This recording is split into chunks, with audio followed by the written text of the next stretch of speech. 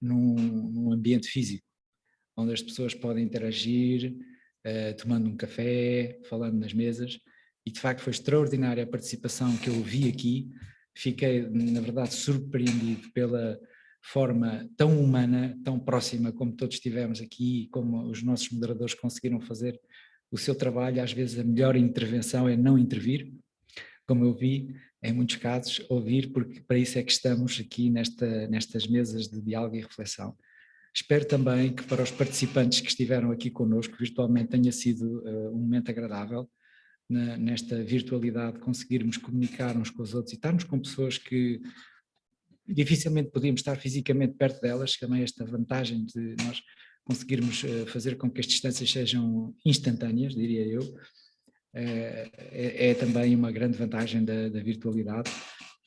Agradecer a todos. Acho que esta cimeira tem produzido aqui bastante conteúdo, bastante reflexão, e era uma pena não se aproveitar as ideias que já pedi de uma forma telegráfica fossem aqui partilhadas. Nesse sentido, eu tenho de dizer que foi uma sessão muito, muito produtiva, porque temos aqui muitas ideias que poderemos criar aqui para um pequeno fascículo, uma publicação que espero seja possível produzir na continuidade dos trabalhos desta cimeira.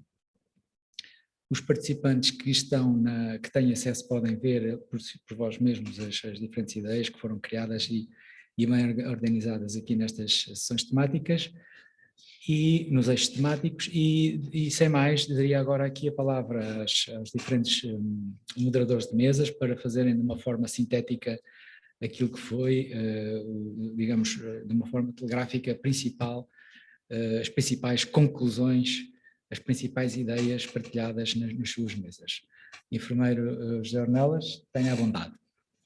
Ora bem, antes de mais, foi um prazer estar aqui nesta experiência, que para mim realmente é nova também, da qual não posso dizer que me sentisse de início extremamente confortável, mas à medida que fui falando com estes excelentes, realmente intervenientes, fui tornando muito mais fácil e conseguiríamos depois realmente dar continuidade e ficaríamos aqui muito mais tempo. Em termos da comunidade, o que é que falamos aqui desde o início? Falamos aqui na importância de toda a intervenção comunitária, não poder fugir de um modelo holístico, ou seja, um modelo ao longo de todo o ciclo vital, quer a nível do utente, família e comunidade. Falamos na intervenção comunitária, que deve ser feita com um alinhamento, onde é importante haver um planeamento em saúde. Falamos nos trabalhos de parceria intersectorial, que é importante que haja na comunidade, entre CPCJs, rendimentos social de inserção, comunidade educativa, poder local.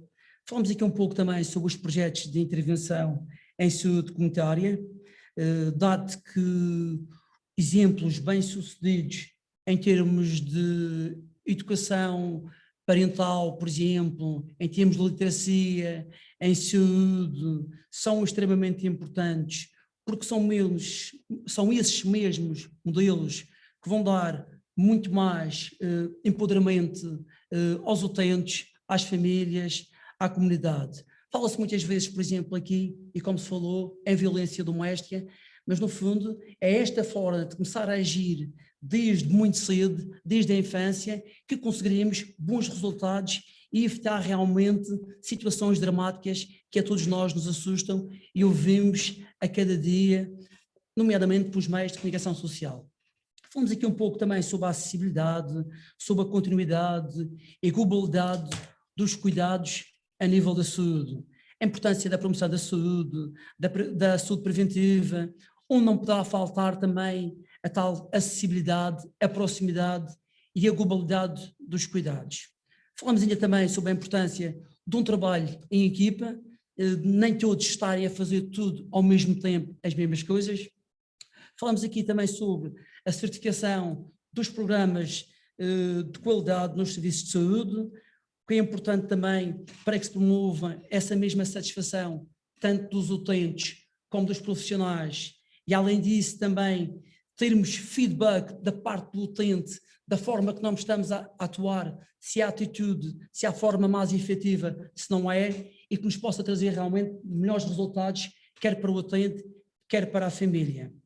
Falamos também que os efeitos desta pandemia, temos que começar também a ter uma atuação, ou melhor, já estamos a ter, junto das populações, de modo a mitigar determinadas situações, junto dos utentes também, ao longo de todo o ciclo vital, nomeadamente a nível das áreas como a saúde mental. Sabemos que estes efeitos de confinamento também, isolamento e ao mesmo tempo também o facto das pessoas também terem alterado as suas rotinas, acaba por trazer situações que temos ouvido e vemos a cada dia, situações de ansiedade, situações de depressão, e temos realmente que ter uma atitude, um agir muito mais precocemente, não ficarmos à espera que os utentes venham ao nosso encontro, mas como profissionais de saúde ou do serviço social, temos que ser nós a ir ao encontro desses mesmos utentes, de modo a minimizar toda essa mesma situação. Algo que se falou aqui muito, que é importante, as equipas de saúde comunitária, que têm que realmente passar para o terreno e ser cada vez mais uma atuação muito mais ativa e muito mais efetiva. Falamos ainda que também todo o trabalho que seja feito, seja com redes tecnológicas ou sem essas mesmas redes tecnológicas, é importante também todo o trabalho, todo o caráter de proximidade e humanização, porque esse aspecto nada, mas mesmo nada, substitui quer a relação, quer os afetos entre os utentes e os profissionais. Foi essencialmente isto, de uma forma, não sei se foi resumida, mas foi aquilo que... Muito obrigada pela excelente intervenção sumativa e deve ter sido, sem dúvida, uma mesa com conversações muito interessantes. Passaria, então, a palavra ao moderador da mesa 2, moderadora da mesa 2, doutora Ana Teixeira, tenha a bondade. Ok, boa tarde. Ora, então, a mesa 2 era sobre modelos de integração e falamos de vários tipos de modelos de integração, nomeadamente a nível dos cuidados primários, secundários e continuados, a continuidade, portanto, a integração entre a informação de saúde disponível no serviço público ou no setor privado, nomeadamente os convencionados e a disponibilização dos exames feitos nos serviços convencionados, e inclusivamente o próprio cidadão ter acesso aos seus próprios dados de saúde e, no fundo, decidir a quem é que pode disponibilizá-los e quem é que quer disponibilizá-los. Isto também envolve o cidadão no seu próprio processo de saúde, de seguimento e de cuidados e a sua participação para contribuir para a sua própria saúde e o seu processo de cuidados individual, processo individual de cuidados. Entretanto, levantamos aqui algumas questões, nomeadamente relativamente a... Só um bocadinho para ver as minhas notas que eu só consegui fazer à mão. Portanto, ok. Alguns problemas que foram levantados, nomeadamente uma grande parte da nossa população tem alguma dificuldade em lidar com esta transformação digital e com todos os materiais e equipamentos e software que exige algum conhecimento, e a literacia em informática e tecnologia não é a melhor em muitas pessoas, portanto tínhamos que arranjar aqui maneira de analisar este problema. E temos também a questão da parte dos materiais e equipamentos dos profissionais de saúde, pelo menos do sistema público, que às vezes também não são os mais atuais e os mais funcionais e que apresentam muitas vezes dificuldades técnicas. Falamos também que existem muitos softwares disponíveis e usados pelos profissionais de saúde que às vezes não têm a melhor comunicação entre si e o mesmo profissional terá que usar uma série de programas para diferentes funções. Às vezes a comunicação entre estes programas não é fácil e ainda não está disponível. Por exemplo, nós usamos a PEM para passar receitas, mas o nosso sistema, o nosso processo clínico não importa automaticamente qual é a medicação que o doente faz. Portanto, temos que fazer o registro duplicado, fazer receituário na PEM, mas depois temos que vir, pelo menos estou a falar aqui no nosso sistema informático aqui na região. Entretanto, falamos também que nós aqui no Cesarame e a nível do país, penso que nas ULS isso também acontece, há maior facilidade em partilhar informação entre os vários níveis de cuidados, portanto, entre os cuidados primários, os cuidados secundários, os cuidados continuados, porque o programa usado acaba por ser o mesmo, todos contribuem nos registros para ali, os profissionais de saúde conseguem aceder ao que é feito na restante instituição, o que ajuda bastante em termos de integração da informação e dos cuidados e da comunicação entre os profissionais. Pronto, e depois já começamos aqui a ter pessoas que o próprio cidadão se inscreve no portal do utente e consegue aceder a alguns exames, não são todos. Já existe alguma partilha através da plataforma da saúde entre alguns dados de saúde entre o continente e aqui a Ilha da Madeira também. Portanto, se algum utente nosso estiver lá, conseguimos ver algumas coisas, não são muitas, mas já se consegue isso. Houve uma proposta também muito interessante que foi poder disponibilizar através do cartão do cidadão os dados da saúde da própria pessoa. Portanto, acabaria por estar centralizado e poderia ser transportado pelo cidadão a qualquer serviço onde pudesse ser feita essa leitura. Portanto, seria um veículo bom de transmissão de informação e evitar a duplicação de exames e todos esses incómodos e custos que também trazem. Outra questão que se colocou foi a problemática de onde ficam guardados os dados dos vários softwares ou que são introduzidos nos vários sistemas. Portanto, isto está muito a cargo da informática e o desejável seria que os próprios profissionais de saúde também intervissem aqui nesta dinâmica. Saber exatamente onde é que estão os dados, de que forma é que são guardados e de que forma é que são acedidos. Sei que existem no continente, não sei se é em todo o lado, mas existe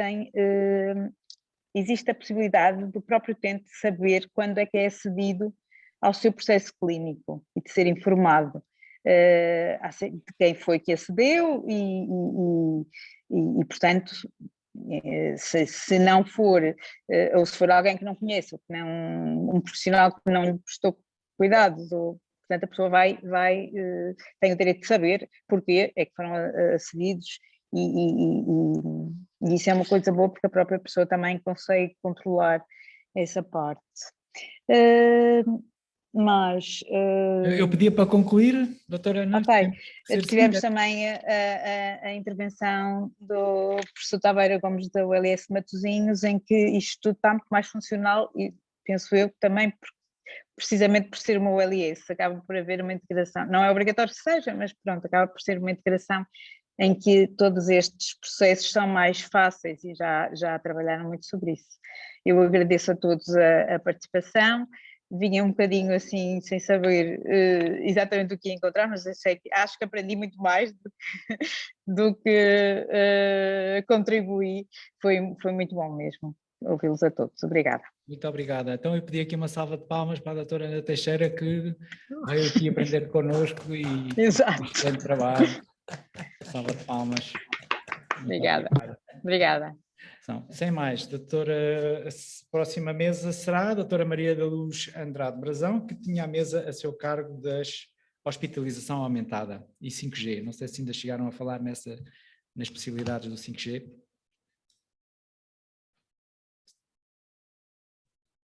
Estamos sem ouvi-la. Desculpem. Agora. Agora sim. Uma boa tarde a todos. Começo por agradecer o me terem convidado para estar aqui. Realmente eu sou entusiasta desta área e agradeço por estar a partilhar convosco.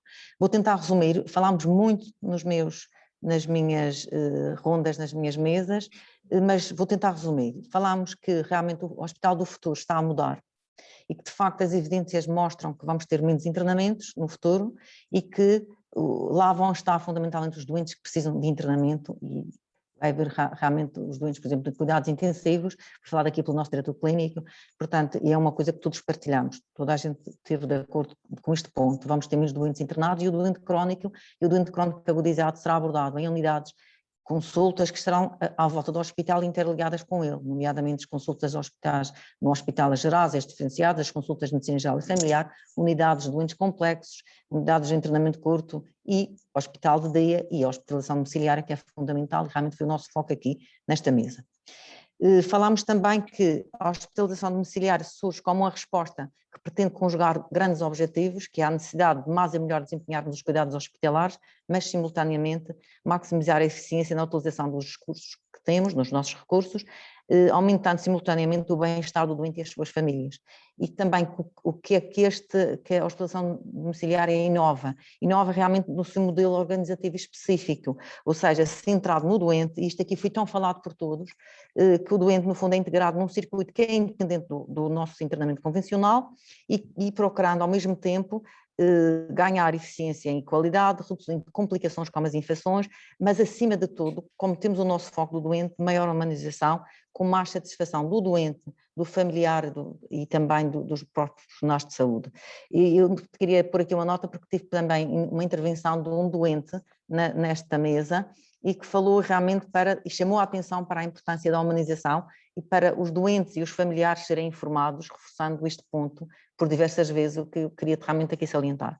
Também tivemos uma cuidadora que reforça o facto desta nossa abordagem ser centrada no doente e que os familiares devem ser bem capacitados, deve ser bem informado para que o doente não se sinta que não tem as mesmas vantagens nem as mesmas intervenções como no hospital. E, portanto, isto tem que ser bem explicado ao doente e nós concordamos, obviamente, e chama também a importância para alertarmos para o facto, para a parte emotiva do doente.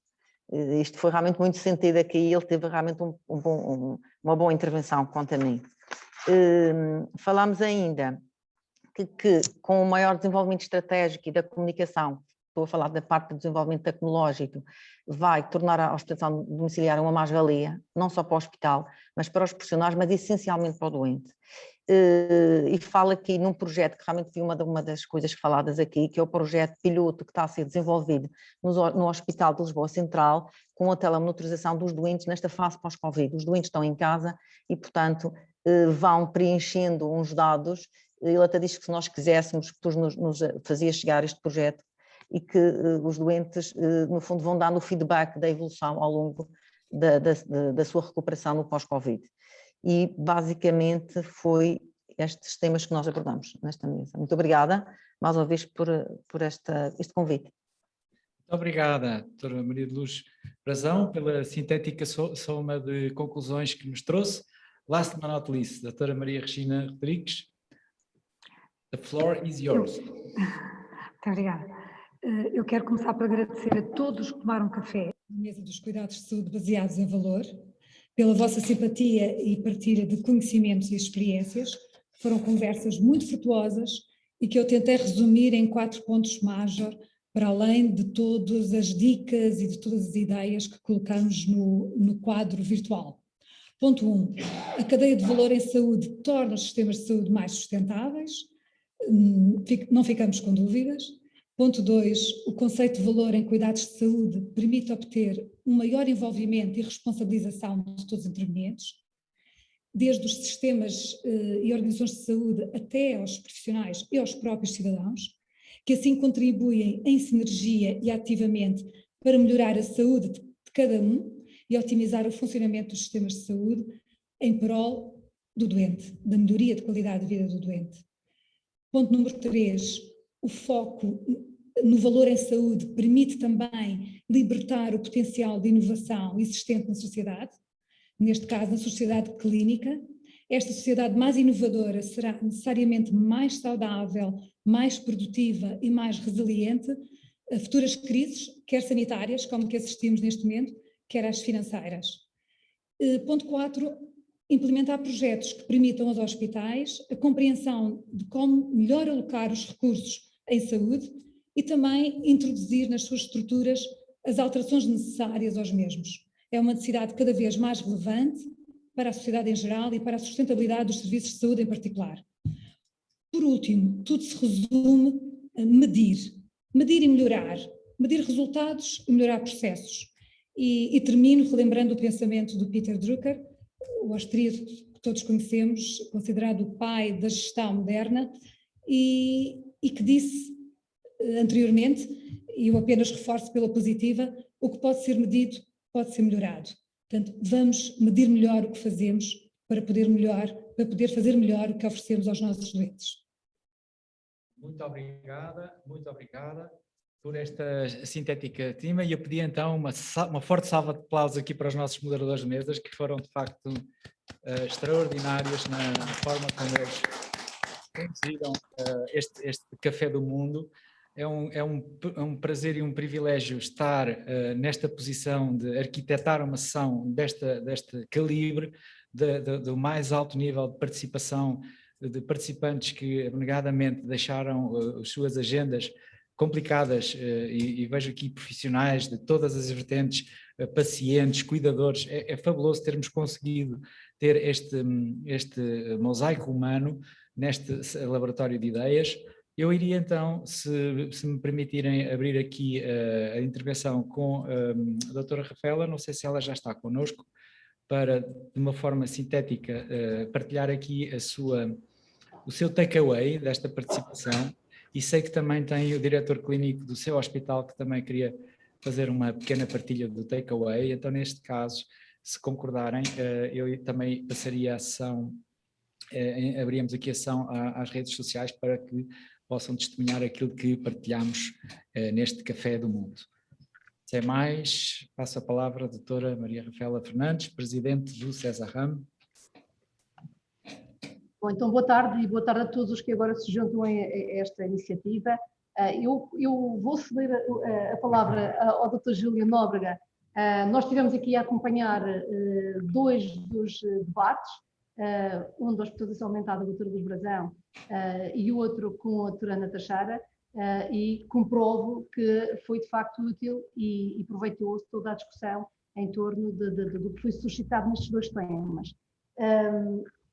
Em relação às conclusões que aqui foram apresentadas pelo nosso enfermeiro-diretor e pela doutora Regina Rodrigues, não poderia estar mais de acordo, e o que nós procuramos é que façamos todos parte de uma equipa, a saúde, a segurança social, a educação, e nesse sentido também a celebração de protocolos, que já vem do anterior mandato, até com a educação, se calhar um exemplo mais flagrante do que nós precisamos estar. Nós fazemos parte da saúde, é verdade, mas os melhores resultados deste lado também dependem do outro lado, compreender o que nós temos para fazer e trabalharmos todos em prol da prevenção.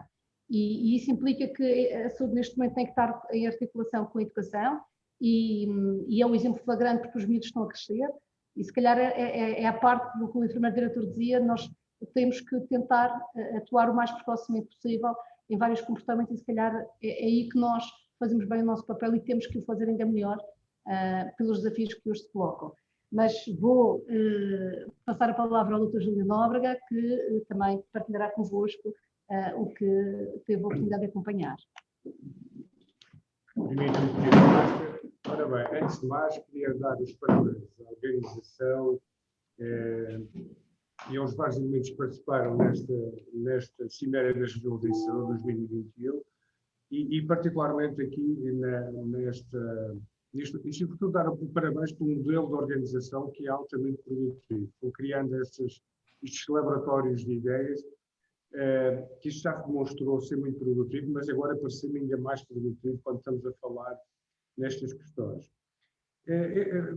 Quase todos nós somos profissionais de saúde e permitam-me partilhar uma coisa convosco, não sei se vocês sentem da mesma forma, mas com a pandemia houve um certo sentimento de frustração minha, como médico, ter percebido que a forma como nós estávamos organizados não era a melhor forma para acudir a problemas de saúde das pessoas. A pandemia realmente provocou muitas mortes, provocou falência de muitos sistemas, também demonstrou que aqueles sistemas que se geriam mais pela humildade, pela preocupação com o utente, tiveram melhores resultados. E, aliás, uma outra coisa é que aqueles sistemas que eram organizados e liderados por mulheres também tiveram melhores resultados. E eu acho que é curioso ver. E temos o caso da Islândia, temos o caso da Alemanha, temos o caso aqui no César Ramos com a doutora Rafaela, e temos outros casos assim. E há este sentimento de que haviam coisas, e nomeadamente estes 4 temas que tratamos aqui, nomeadamente a digitalização, o envolvimento da comunidade, a criação de valor, a hospitalização domiciliar, eram ideias que nós já tínhamos. Na maior parte das vezes eram ideias que vou tendo aqui o envolvimento da comunidade, que o enfermeiro diretor falou, que isso é uma realidade existente aqui no César Ramos, e com alguns anos. Mas tínhamos a ideia que algumas coisas eram ideias pilotos e que agora a pandemia veio demonstrar que realmente nós tínhamos razão, temos de aplicar estas coisas. Isto temos de fazer acontecer. O nosso foco, percebemos que o problema da saúde não é um problema dos doentes, nem um problema dos profissionais de saúde. Dou-vos um exemplo que é perfeitamente conhecido. Com a pandemia, os hotéis fecharam, as companhias aéreas deixaram de voar, muitas empresas foram à falência. Em termos políticos, muitos políticos caíram, muitos políticos demonstraram a forma altamente eficaz como lideram as coisas. Portanto, o problema da saúde é um problema de todos e não é um problema de região, é um problema do mundo, de todo o mundo. E vamos perceber, não, já estamos a perceber que também as questões climáticas são outros assuntos que brevemente vamos ter que abordar. Preocupa-me que nós temos agora a Índia, em que estão a morrer imensas pessoas e nós temos que os ajudar, nós temos que criar forma de os ajudar. Uma das coisas que aprendemos com a pandemia é que realmente para a saúde tem de haver solidariedade entre as pessoas. Nós temos a colaboração de imensos mecenas, dou-vos exemplo aqui na Madeira de vários grupos, desde o Grupo Estana, o Cristiano Ronaldo e outros que nos ofereceram equipamento, e temos cantores a nível internacional, os YouTubes, né, ofereceram imenso equipamento a várias unidades, até unidades de cuidados intensivos, e, portanto, só com esta solidariedade é que conseguiríamos ultrapassar estes problemas da área da saúde, e que nós, se calhar, não temos a pandemia agora de Covid, mas tínhamos a pandemia há muito tempo, das listas de espera, doentes para operar, doentes a aguardar consultas, ou seja, o sistema de saúde não estava otimizado para aquilo que verdadeiramente tem que ser, que é a resolução dos seus problemas. Estas 4 palestras, ou estas 4 mesas, ou estes 4 mini laboratórios, ou laboratórios de ideias, creio eu que contribuíram de forma significativa para o enriquecimento. Desculpem, eu tenho aqui qualquer coisa a entrarem aqui. Contribuí significativamente, mas que deixam-me algumas dúvidas. E eu gostaria de colocar algumas dúvidas, se me permitem que isso possa ser assim. Nomeadamente, gostaria de fazer a pergunta como medir bem-estar e saúde e medicina. Como medir bem-estar? Isto é uma pergunta para a doutora Regina. Se por acaso falou-se disso no vosso grupo, que tudo o que nós temos que medir as coisas para ser qualificadas e só assim podemos intervir. E eu tenho muitas dúvidas como é que se mede bem-estar e saúde.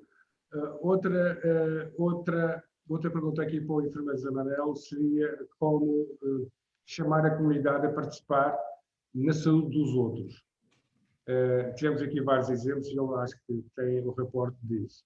E a doutora Ana Teixeira, como ultrapassar a falta de literacia informática e digitalização da população?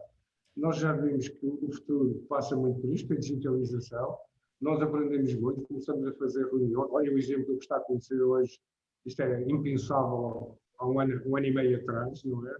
Nós deslocávamos sempre a participar nestas reuniões. Hoje em dia conseguimos fazer isto, conseguimos fazer videoconsulta, e peço desculpa ter há bocado ter usado o termo teleconsulta, mas conseguimos fazer videoconsulta. Conseguimos monitorizar doentes à distância, e aqui o Dr. Ricardo Gonçalves, da Uninova, falou, nós estamos a implementar um projeto para monitorizar doentes à distância, doentes Covid de cuidados intensivos. Mas agora, apelar à participação do utente na construção da sua saúde, como é que podemos melhorar isto, como é que podemos ultrapassar coisas tão simples como é que é o velhinho que nunca contactou pelo computador, o velhinho que não tem um smartphone, que até provavelmente não tem um smartphone, como ultrapassar isto? Eu creio que podia fazer estas perguntas assim, já agora. Muito obrigado, Dr. Júlio Nóbrega, pelas questões que coloca. Muito obrigado. Coloca, porque assim vamos dar a oportunidade a alguns participantes aqui no Laboratório de Ideias, os moderadores já falaram. E o João Moreira Pinto quer acrescentar alguma coisa a isto, questões que são levantadas. João? Professor António Taveira Gomes, quer acrescentar aqui alguma coisa a estas questões? Muito obrigado. A questão da transferência dos dados e dos acessos aos dados entre os diferentes sistemas é crítica, de facto, e precisamos de uma solução para isso, para termos dados num único sítio e podermos aceder a esses dados. Isso é absolutamente essencial e, de facto, como foi referido, temos muito mais desenvolvimento tecnológico do que o estritamente necessário para conseguir isso. É apenas avançar na interoperabilidade dos diferentes sistemas, que nunca mais se resolve, e realmente já começa a haver pouca tolerância, sobretudo por parte dos utentes, para termos ainda que lidar e que lhes dizer coisas como essa, e portanto acho que agora essa em função daquilo tudo que se construiu até agora, acho que seria uma conquista muito interessante e que seria realmente convencer as pessoas que estão mesmo no centro das nossas preocupações e das nossas intervenções. Sim, obrigado. Obrigado. Temos aqui também a doutora Rita Espanha, a professora Rita Espanha, uma especialista em sistemas de informação, se quiser também partilhar algo e depois talvez a seguir Boa tarde, não sei se especialista é o termo, não é? Especialista em estudar essas coisas, não temos outros especialistas muito mais especialistas do que eu aqui presentes, mas enfim, se me é permitido, agradeço o convite para estar aqui presente, foi um gosto participar nas salas paralelas, pela dinâmica, pela troca de ideias, pelo facto de poder conhecer tantas pessoas interessadas nestas áreas e com tanto para me oferecer também em termos daquilo que é a minha falta de conhecimento sobre os assuntos. Também fiquei, digamos, agradavelmente surpreendida com o reconhecimento cada vez maior que estas questões dos sistemas, da comunicação, da participação do cidadão no processo de gestão da saúde, da ligação entre os sistemas de saúde, entre eles naturalmente, mas também com as pessoas e com aquilo que na verdade são quem servimos e quem temos que servir em todo este contexto, é algo que já está muito mais interiorizado. Penso que este processo também Covid vem-nos ajudar a repensar, nomeadamente o papel da comunicação em saúde, nos cuidados de saúde, na prevenção de saúde, na promoção da saúde e na prevenção da doença. Por todos esses aspectos, foi um gosto estar aqui, acho que aprendi muito, acho que o trabalho em parceria, em comunidade e transdisciplinar só tem coisas boas e só pode trazer no futuro melhorias para todos nós, e para, neste caso, para um melhor cuidado de saúde para a população, e era só isso. Muito obrigada pela oportunidade também. Muito obrigada também. Eu vejo que temos aqui, não sei se o Dr. João Moreira Pinto já pode falar, eu quero chamar à participação participantes do Laboratório de Ideias, para que também pediram na sessão nas Eu deixei de o ouvir. Estão-me a ouvir agora? Agora sim, obrigada. Está a privilegiar os participantes no laboratório de ideias, independentemente dos oradores que nos acompanham aqui. Não sei se o Dr. José Mendes Ribeiro quer partilhar aqui em relação às questões que foram levantadas pelo Dr. Júlio Nóbrega, como é que medimos satisfação em saúde, não é? Eu acho que vamos ter agora um desafio enorme, que é como vamos recuperar no pós-Covid tudo aquilo que o Soutor também identificou e que justamente se prende com esta aprendizagem dolorosa que tivemos neste período, mas com este âmbito, digamos, de discussão que estávamos na autossustentabilidade, que era o tema central aqui deste evento hoje. O desafio que todos temos pela frente é como recuperar todo o trabalho que ficou adiado, todas as intervenções que não puderam ser feitas, todo o seguimento de doentes que não pôde ser feito da forma normal, e isto talvez a gente possa ganhar aqui uma etapa, passar por cima disto de uma maneira agora muitíssimo melhor do que estávamos até chegar a este ponto da pandemia. Portanto, os temas aqui andaram muito em volta da tecnologia digital, como pode ajudar a centrar o sistema no cidadão, como é que um registro de saúde eletrónico pode de facto permitir juntar informação sobre as pessoas oriunda dos vários tipos de instituições e num desafio que envolve todo o sistema de saúde e não apenas o Serviço Nacional de Saúde. As pessoas por vezes não têm consciência, mesmo quem trabalha no setor, de que tendo 10 milhões e tal de cidadãos cobertos pelo Serviço Nacional de Saúde, cerca de 4 milhões e 600 têm um sistema também complementar, seja pelos seguros de saúde, seja pela ADSE, seja pelos subsistemas de saúde. E, portanto, temos hoje 40 e muitos por cento da população com uma cobertura complementar e, se calhar, também é a altura de começarmos a pensar como podemos trabalhar de uma forma mais agregada para servir melhor as pessoas. Também o Soutor referiu ainda o tema do clima, a transição climática, este desafio também que o mundo inteiro tem pela frente.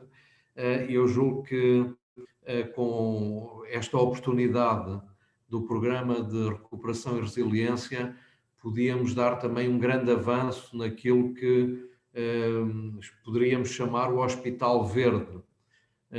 Participei aqui nos trabalhos no Hospital de Santa Maria, por exemplo, em que se procurou sistematizar todas as áreas onde podíamos ter uma atitude, digamos, em linha com este desafio do clima, seja na eficiência energética, seja no tratamento de resíduos, seja na monitorização, por exemplo, de alguns indicadores e parâmetros que antecipam, por exemplo, um surto de legionela, como tivemos em algumas unidades. Portanto, até com a pandemia ficamos mais sensíveis a estes temas de diminuir o risco e de aumentar a nossa capacidade de detecção precoce. Também julgo que a experiência no cliente foi outro tema central. Tentarmos focar cada vez mais o sistema realmente numa boa experiência para o cliente e destaco também uma reforma importantíssima como é a hospitalização domiciliária. Tem um potencial enorme. Nós sabemos que não estaremos ainda posicionados como desejaríamos na infecção hospitalar. Temos ainda uma taxa de infecção elevada e também, muitas vezes, sem conseguir travar uma evolução tremenda do doente para um quadro de sepsis, em que o regresso é sempre muito complexo. E nesta abordagem, por exemplo, da hospitalização domiciliária, conseguimos ter as pessoas no seu habitat com um nível de cuidados adequado e em situações de conforto, de proteção de riscos de deslocação, como não fazíamos antes. Portanto, isto esteve sempre ao nosso alcance, mas como muitas coisas, e só agora acordámos de facto a sério para isso. Portanto, eu estou muito otimista que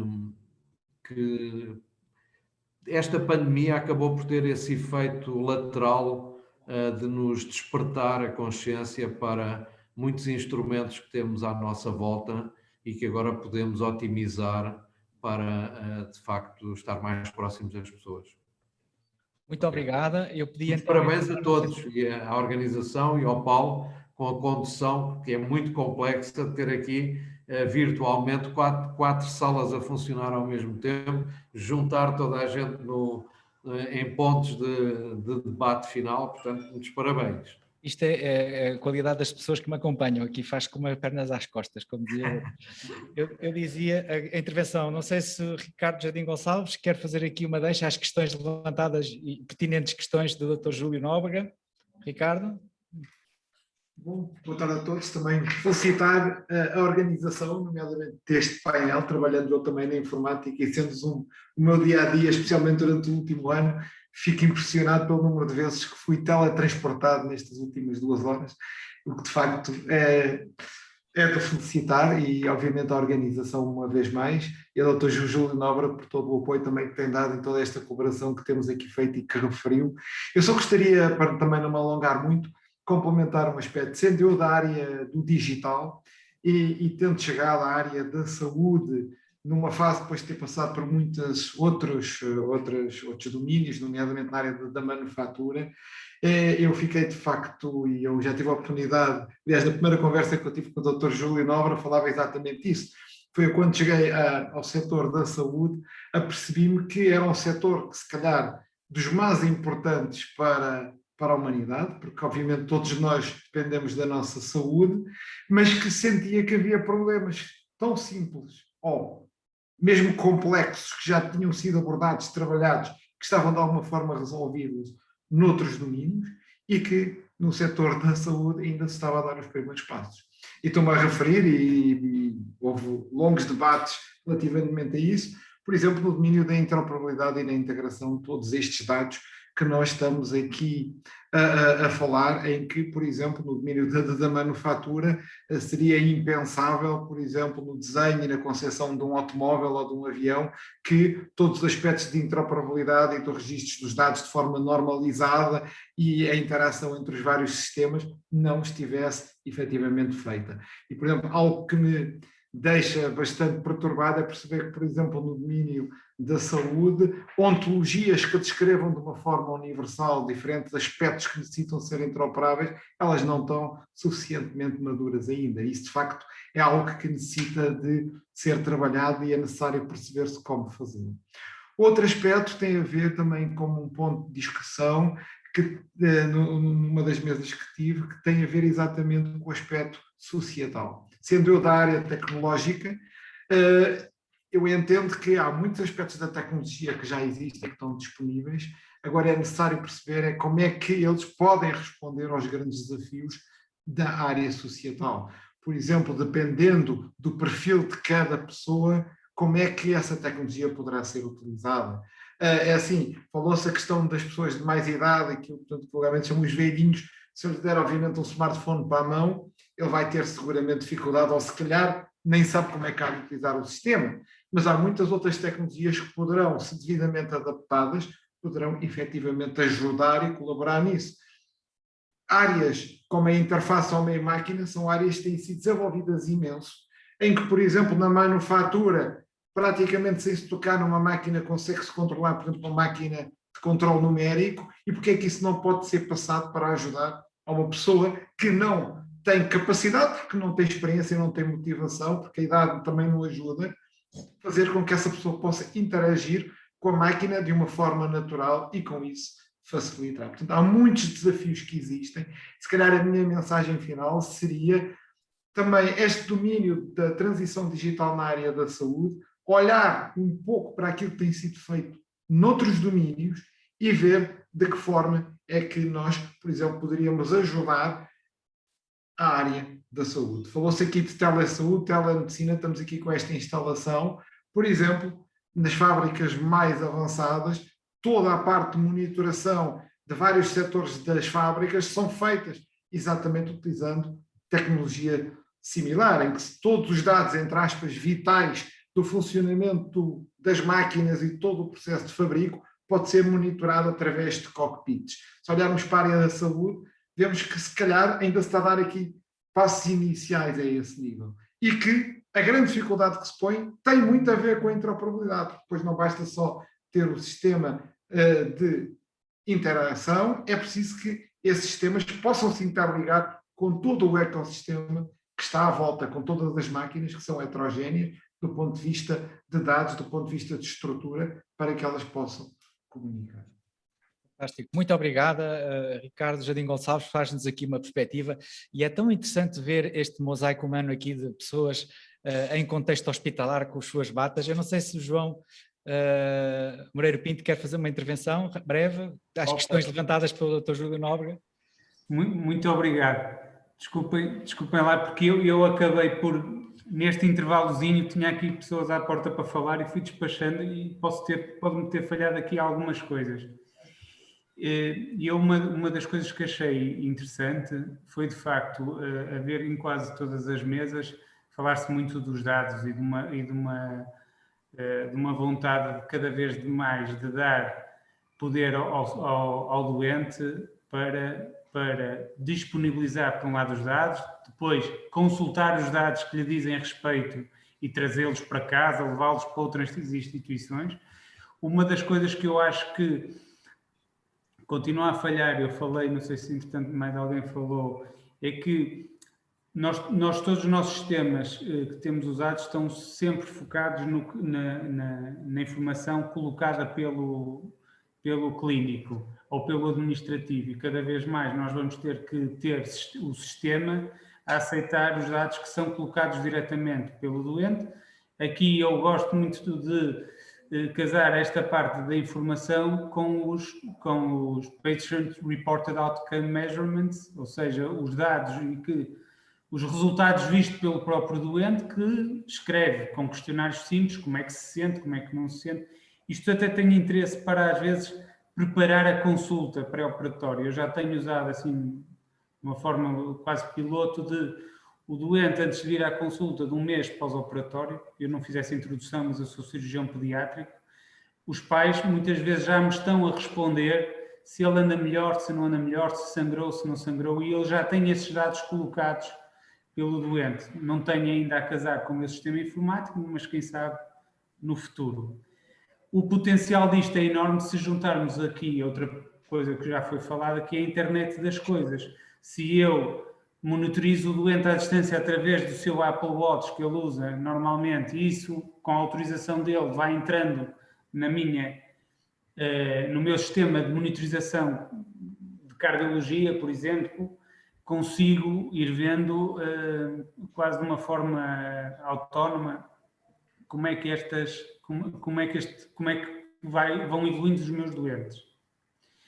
E aqui entrava num terceiro ponto que eu acho que tem sido também falado e importa sempre trazer à discussão, que é como é que nós envolvemos mais os médicos, principalmente os médicos,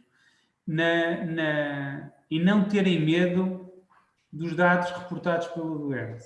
Nesse sentido, eu acho que quando o sistema informático oferece ao clínico depois uma forma de monitorizar os seus doentes, até do ponto de vista académico ele tem interesse em saber, eu quero fazer uma revisão casuística das minhas próteses da anca, o sistema já me dá não só os dados, mas até de uma forma visual, como é que estão os doentes em cada fase a questão do tratamento e como é que está a resultar. E eu consigo ter rapidamente um benchmark para ver como é que me comporto em relação a outros centros e levar isto aos meus congressos, etc. E acho que uma das formas, de facto, de implementar o sistema, o Value-Based Healthcare, é muito oferecendo também aos clínicos o que tem interesse para eles. E finalmente, e para não me prolongar, gosto também de referir que a melhor forma de sabermos quais são os dados que interessam aos doentes é envolver um bocado também as comunidades e as sociedades de doentes, porque nós como médicos vemos o doente quando ele está mais doente, eventualmente, e depois no acompanhamento, mas temos sempre esse viés, mas o próprio doente, quando está doente, também tem o viés de estar a sofrer com a doença atualmente. E às vezes as sociedades de doentes conseguem ter uma perspectiva mais global do doente quando não está a sofrer tanto e, portanto, tem este acompanhamento mais de papel do cuidador e da doença crónica ao longo do tempo que o doente só tem na sua perspectiva pessoal, mas não consegue ter assim a visão abrangente. E acho que envolvê-los na definição de quais são os resultados que vamos procurar em cada doença seria importante. Muito obrigado, Dr. João Moreira Pinto. Eu acho que o Dr. Júlio Nóbrega não poderia ficar respondido sem darmos aqui intervenção ao engenheiro Alexandre Guedes da Silva. Estamos a falar em pacientes. Alexandre, o Dr. Pedro Ramos penso que vai prescindir da sua intervenção para poder ser tu a fechar em 30 segundos, porque temos que entrar para a pausa, da nossa pausa antes da sessão de encerramento. Dr. Pedro Ramos, pode ser assim? Engenheiro Alexandre Guedes da Silva, a última intervenção e a resposta. Então, em 30 segundos, telegraficamente, como o Paulo gosta.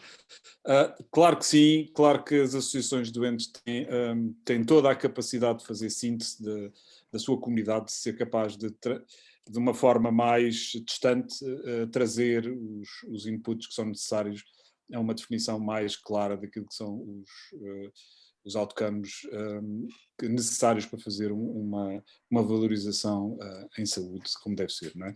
Portanto, somos parceiros, estamos cá, estamos disponíveis. A SPEM, que eu represento, tem 34 anos de experiência, portanto, usem e façam-nos perguntas e envolvam-nos.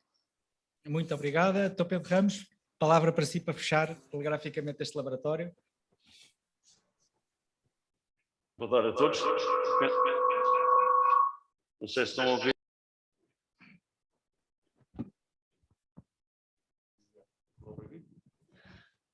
Boa tarde a todos. Muito obrigado.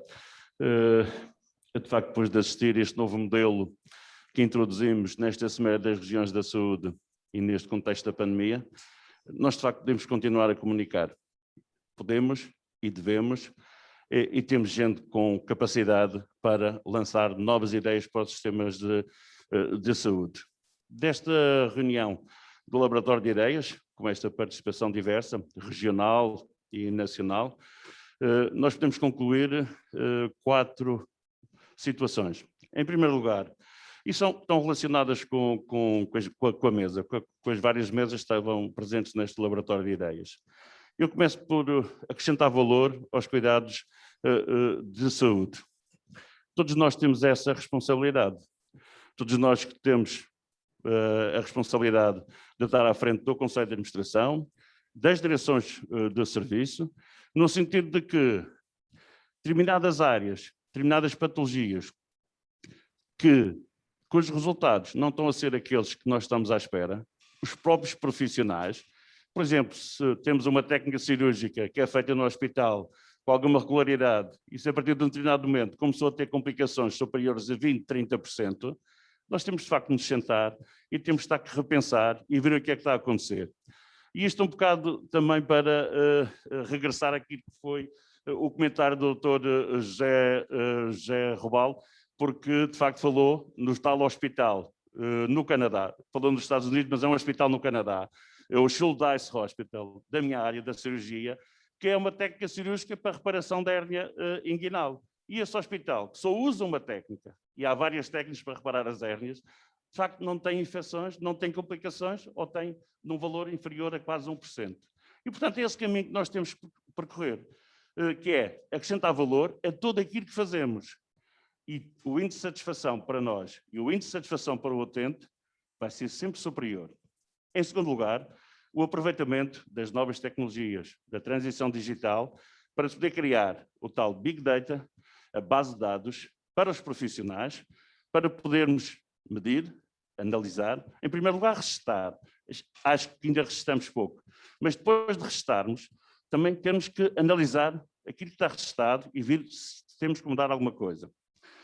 Em terceiro lugar, dizer que o cidadão é muito importante em toda esta estratégia e o planeamento da saúde, porque tem que fazer parte daquilo que está a ser decidido. Em quarto lugar, dizer que, de facto, a melhoria da acessibilidade no diagnóstico, no tratamento, na recuperação, a criação de clinical pathways, a criação de circuitos que não tenham barreiras nos cuidados hospitalares, nos cuidados primários, na integração de uns e de outros e nas novas áreas, que é os cuidados continuados integrados e os cuidados paliativos, nós hoje em dia, com o nosso conhecimento, com a nossa cultura organizacional, que nunca será perfeita, mas que é da responsabilidade dos profissionais identificar e melhorar os novos processos, porque vão conduzir a melhores resultados, vai chegar e vai contribuir a um estado final para os utentes e para os profissionais de saúde, que eu lembro a todos nós, e aqueles que tiveram a felicidade de assistir à Global Health Conference em 2016, em Lisboa, onde se falou do Big Data, da forma de controlar as infecções, da forma de melhorar os resultados na oncologia, das vias verdes, de tudo aquilo relacionado com as doenças emergentes, e em 2016 ainda não sabíamos que o Covid ia aparecer. Mas houve um tema final que foi discutido e que é aquele que contribui para o bem-estar dos profissionais e do cidadão. Aqueles que sabem que estão a trabalhar nas instituições de saúde e que as condições de trabalho que estão a ser fornecidas são as ideais, estão de acordo com aquilo que deve ser feito e, portanto, eles têm a motivação para ainda melhorar cada vez mais. E depois, aquilo que é transmitido aos doentes, aquilo que é o resultado para os nossos doentes, é também um índice de satisfação acima dos 80%, acima dos 90%. E por isso é que o último tema da Global Health, a reunião em Lisboa, em 2016, foi a felicidade. Obrigado. Boa tarde. Obrigado pela vossa participação. Muito obrigada, salva de palmas, e muito obrigado a todos os participantes por este importante contributo para a nossa Semana das Regiões. Fazemos agora uma pausa e às 17h30 hora da Madeira do Continente, 16h30 dos Açores, a sessão de encerramento, com o Dr. Nuno Santos, da Agência de Desenvolvimento e Coesão.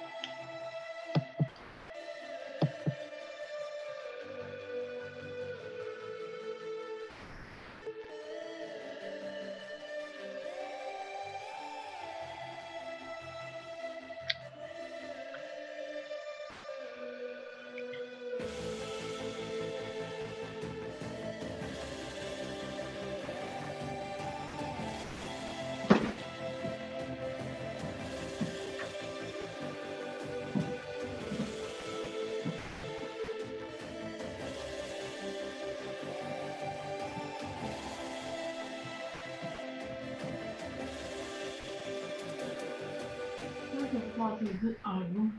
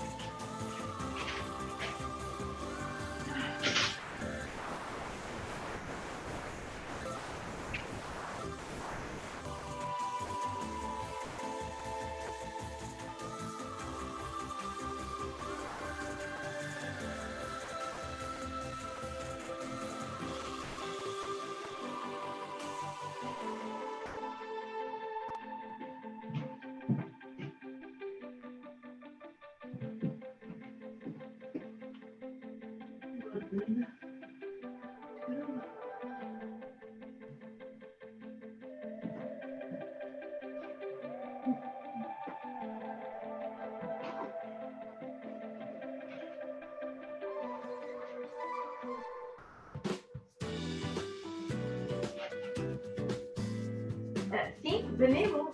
Sim, eu estou aí em dois minutos, mais ou menos, está bem? Obrigada. É no segundo andar com o seu número? Ok, obrigada.